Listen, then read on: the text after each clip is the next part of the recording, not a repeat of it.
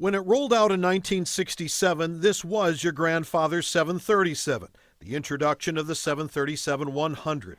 And over the 52 years since then, the 737 has evolved into four distinct eras with different engines, more seats, more range, and more advanced cockpits.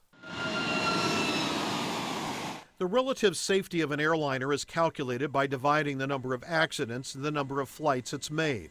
So if we think of flying like buying a lottery ticket, here are the odds. Your chances of being in a fatal crash of a 737-100 or 200 was about 1 in 100 million. Not bad. Your chances in a 737-300, 400, or 500, much better, about 1 in 500 million.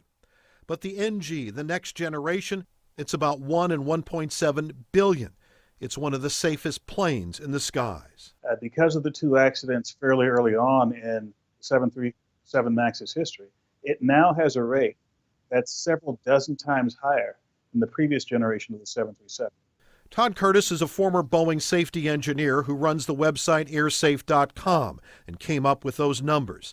Since MAXs have suffered 2 crashes in just their first 2 years of service, statistically speaking, it may be a decade or more before the 737 MAX will have a comparable fatal event rate to the previous generation of the 737. The MAX is in a very deep statistical hole. And just last week, in a dreary Chicago rain, a handful of protesters outside of Boeing's annual shareholders meeting were there to remind stockholders of the human cost in that second crash in Ethiopia on March 10th. My sister's second child, 24 years old. What was she doing in Ethiopia? She was starting her career in global health. Through the work we are doing now in partnership with our customers and regulators to certify and implement the software update, the 737 MAX will be one of the safest airplanes ever to fly.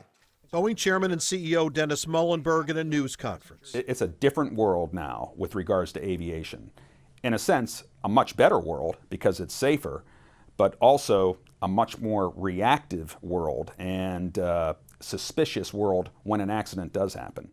Jeff Guzzetti recently retired as the head of accident investigations for the FAA and is a former NTSB investigator. He's now a consultant and an analyst for NBC News. Statistics are one thing, perception a different dynamic. And as a result, creating a new expectation in the public that flies them that they're super safe and the airplane's never going to let you down. And if there is a crash, why, it must be the airplane's fault because it allowed the pilot to crash.